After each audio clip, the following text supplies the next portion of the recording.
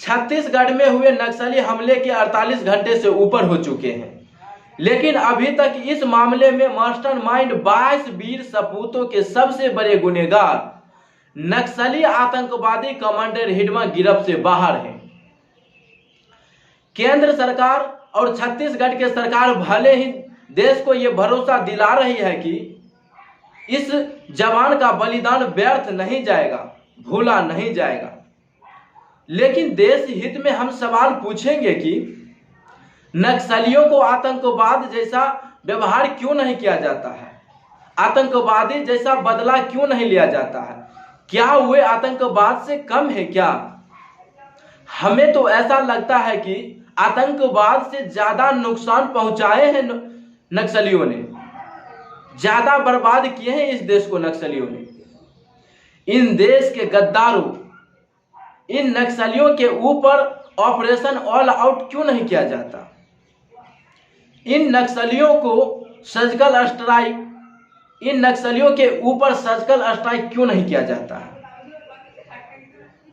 लश्कर chief आतंकवादी है, हाफिज शरीफ पाकिस्तान में है, उन्हें गांव में घुसकर, देश में घुसकर मारने की तो बात होती है, लेकिन हिडमा हमारे ही देश में है, वो हमारे ही घर में छुपा हुआ है।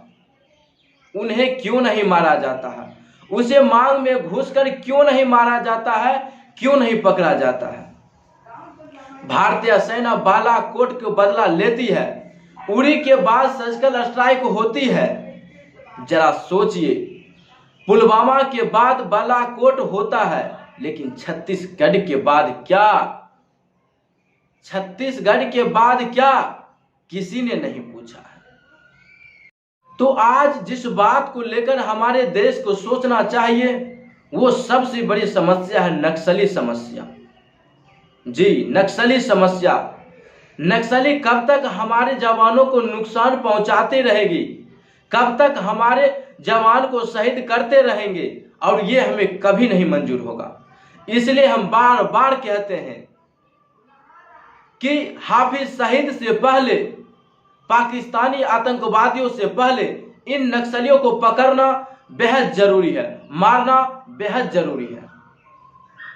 वो हमारे अपने देश के नागरिक हैं, वो हमारे अपने देश में रहते हैं, और वो हमारे देश को दीमक की तरह कमजोर कर रहे हैं, और ये आज से नहीं, बरसों से। तो सोचिए, हमारे देश में चुनाव होती रहेगी, सरकार आते रहेगी और जाते रहेगी, लेकिन अभी जो सबसे बड़ी समस्या है वो है नक्सली समस्या।